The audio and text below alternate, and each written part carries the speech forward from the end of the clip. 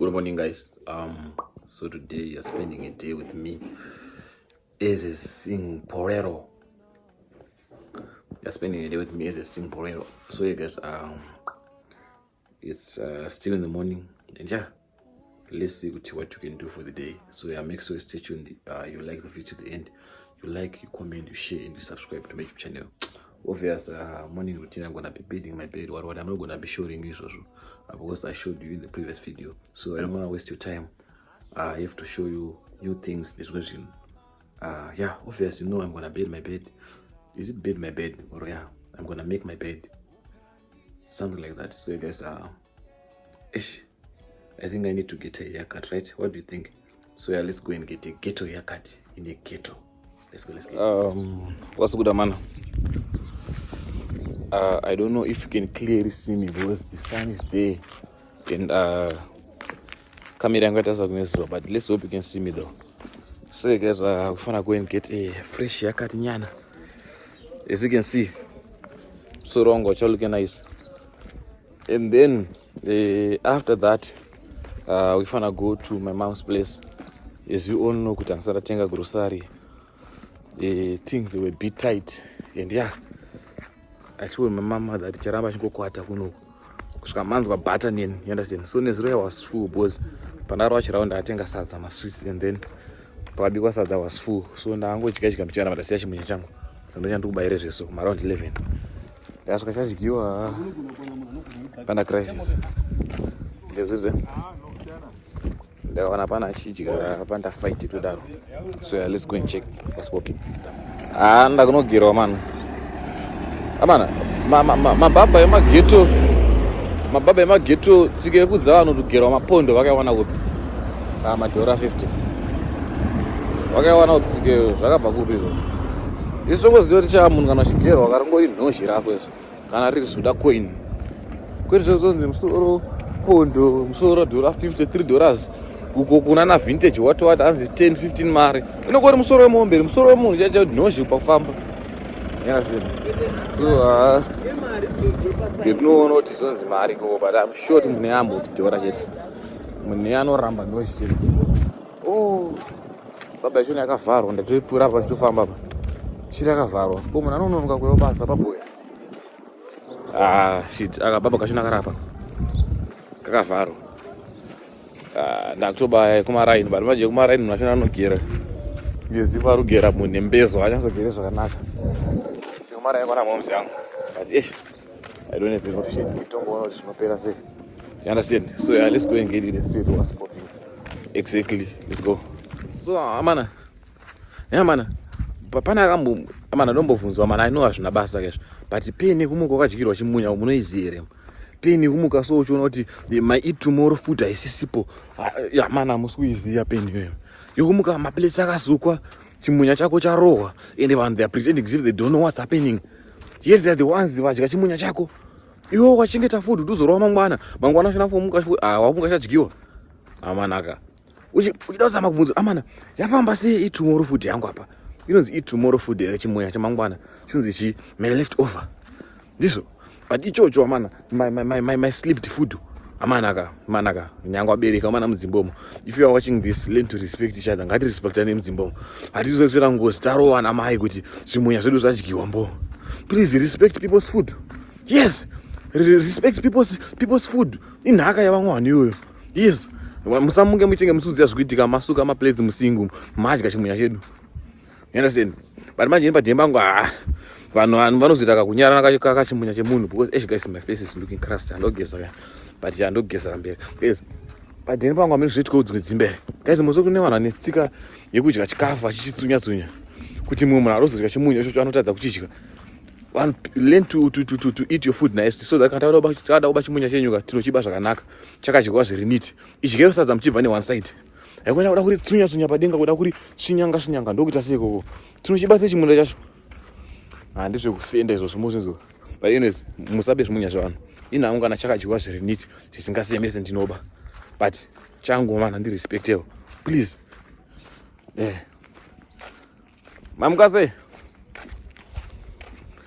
Mamkase hapo abana base bamba Awa tinofara. Ndo zvimwe zvekufenda izvozvo. Kana munhu ndakugreeta make sure kano reply ASAP as soon as possible. Kwete ngezifuningwa wakaisa nzeve muhovhorosi. Indava kandi zvekufenda izvozvo. Ine zvamana tapindira chigeto chamomzi yangu chinochi. Ndochifara chigeto chinochi kudaro. But yeah, we out here. Kuendoona kuti hapana munhu achiita zvekufendera pachimwana changu. Aize. Ndapedza ndorwaka yakati. So yeah, make sure you stay tuned. Tangu. Precious. Ndomburovhunzwa chimwana changu chichiri mhemba muno. Akuradza pachiri ndo. Hapana ambobata chimwana changu. Because zvinoita fight imba muno. Chirimo chimwana changu. Aiwa chimba pachiri. Sasa mana ndasvika chiripo chimwana changu ichi. Chinika beef kacho. Nika veggie kacho. Ndatapana ndita zvekufenda alright. Sapa watotongochidzisa. Toenda kutochishandira. Zveipapo because I've been thinking about you the whole night munyaudo. So yeah, get shit this one. So mana tapedza manje ndauda kubaba. Timboona kuti safe amba. Tapedza kuya chimunya ndazvimbirwa manje. Ndikana ndapedza ndobva ndazonogeza kuti sese maizia. Asana geze papa. Aba yato skate na afa papa. Hectic.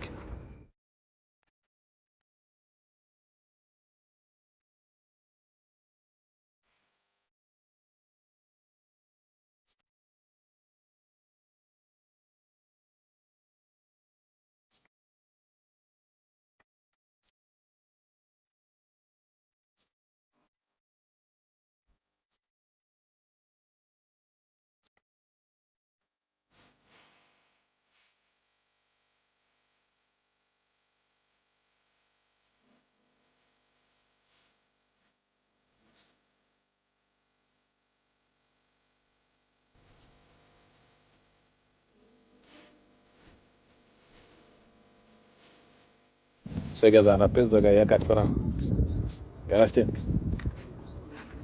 So guys, just got fresh yakati. Maiza mana chinanga ndoti pondo namuzoti hayi ndine dollar. Maiza sana kugiro zvindo ne dollar ndabhadara rero. You understand? Nakugiro zvindo ne nozhiroro. But yeah, it's looking better, nice bro. Better than before. That's another. So guys, now I finna go to my house, to my one room. Then the rest is very hot. I think if I return caffeine, but man, it's not worth it because my guests are sick. But it's very, very hot. Trust me, it's really hot. So yeah, now I'm on my way. Tibono relax, rara. Unoketa kakurara keke kuresta wakashambara pambedo kawaizi kotare. Ndo zvanbra kubayo noite izvozvo. Zvekunyatsorara zvakundakaresta. Pasina maproblems akunetsa. Though aripo kutorareko maproblems but unorara kunge masina maproblems. Understand? And then ndapedza asana geza. Arozora mukone. Maskati waya. Maskati amuri kuona basara robo zvo. And yeah, ndapedza nenda kwa mama yangu nogeza but imba rogara apa. Pane tank battery rakadzimwa I don't know what's happening. But mvura chonzi vari kuvhurwa tape pa next door. And ini zvekunokumbira mvura. Already got 3 weeks no geza zvo. Yes. So yeah guys, but I'm out here. I'm in my hood. And yeah, as you can see, this is where I am right now. And yeah guys, I'll keep on giving you updates and I'll keep on letting you know how far. Now let me go and sleep and edit this vlog. Then after editing this vlog, I'll shoot another clips also. That's how it is, man. It's crazy, right? So yeah, let's go. Guys, what's up? I'm feeling so sleepy to go down. I don't mind, but Mama, we are so late because of the other point about it. Oh, anyways, let me sleep. I will talk to you when I think that I understand. And yeah, I'm so tired. I don't know when last did I sleep, Muscat. Let me rest and I will catch you when Ndamuka. So yeah, stay tuned. I love you so much. So what's good, guys? As you can see, I'm kind of glowing. No one guess. Because I told you guys, mom's yangu nepandogara. It's just like padhuze. It's just like maybe a kilometer or 2. So ndobonogeza. Why? Ndobonogeza wa mom's yangu. It's not like pandira hapana party. Hairipo. But mvura, that's the problem. Mvura padeba mom's yangu pane tank ripo is unlimited water. So munhu unoko next door tomboti vhurwe mvura kana kuti sei. Yo. Nangu handizvigoni. So ameno plus vanachona ndonyatsoona vanyatsorwa vanyatso comfortable kufunza. Maybe I will ask the landlord taufa landlord chana abatika chamubvunza kuti mvura zvinonyatsomufamba sei. So for now I'm going to bath kwa mom's yangu and eating there also. Asaka tenga grocery, please buy me grocery. Ndoda mas grocery akadai ndoda $350. So you guys ndiwana chibukwata ikoko chibono sei famba maswera zema Sasa ndiburitsa muti. Hayi wakana musashika andakakona kupi muno media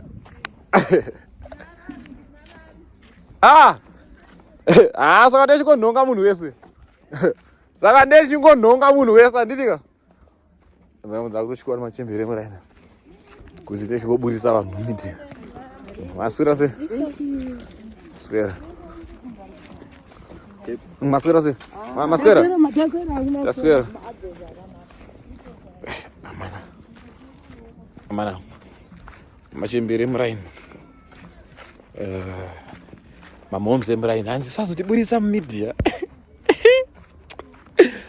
baraji yangu yekugodhoka bude sabataka iti ndinongonhonga whether uri kuba uri kuita sei uri pamasowe kamera yangu yangosvika nepo yatopfuura nepo ndo basa redu man ndokuoma kwazvo ineza mana I was saying ndikubva nokwata kwamomzi yangu and ndakwata makuseni chimunya changu and then chazodzokera nodya sadza if I'm not lazy ndikaita lazy ndokuda se ndokunotenga yana sei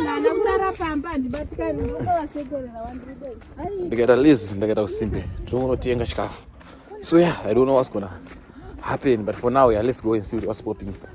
So yeah, make sure you stay tuned. Thank you. So guys, ndazozongonoti ngembotsvaka chikafu kutuck-top makuseni ambodya sadza. Maybe I have to look for something like rice. You understand?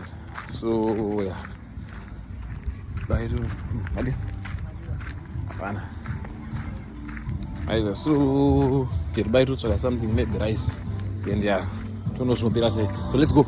So guys, ndasvika panapa mundomu area mangu mu nedzimba dzakanaka dziromo kuno ndokusaidi kwana momzi yangu no kunonzi ndo kumagirosa. Ndasvika kumagirosa guys, nakamukoto kandofamba ndasvika kumagirosa ndokadotenga sadza kuno. Sadza sikuri nambodya sadza makuseni kachimbunya plan chadya manheru. So let me get something like maybe rice nekakosolo nyana. So I'm out here my shops. It's giving growth point vibes. Mondaro ngona ndiri beko kwandasenga sadza nembudzi. If you didn't check out this vlog, that vlog, go and check it out. So you just want to kuchitungiza boy. So you guys ndasvika pana pachindi panapa. So let's see what's popping. Tiende tuona chekudya.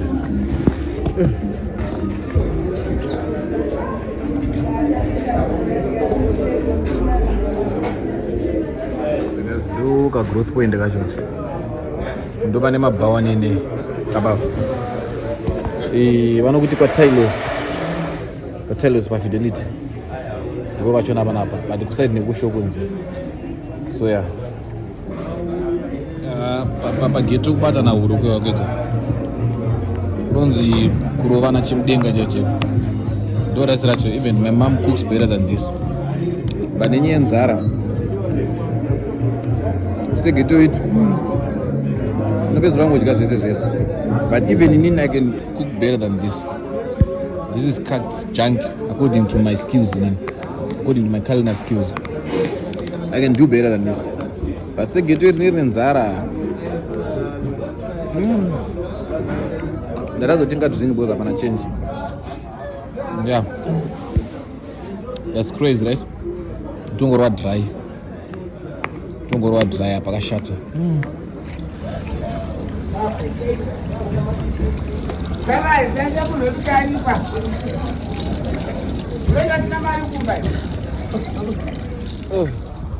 So yamana ndapedza kudya manje ndakutaura kuti ndine 1 getoit rofamba netoothpaste famba netoothpaste yangu personal rofamba muvhegi muri kunhuhwira vanhu mukanwa muri kufamba muchinhuhwa mukanwa munhu normalize kutenga katoothpaste kako kanogara muwallet or mupesa mini you see wakutosvipa musafamba muchinhuhwira vanhu mukanwa nehapwa neroloni famba nazvo especially vanhukadzi nema vanhurume musatinyadzise please. So you guys let's go and see what's popping, what's next. Game on a face song but actually pass it out but I think this best so let's go, let's get it. Tango.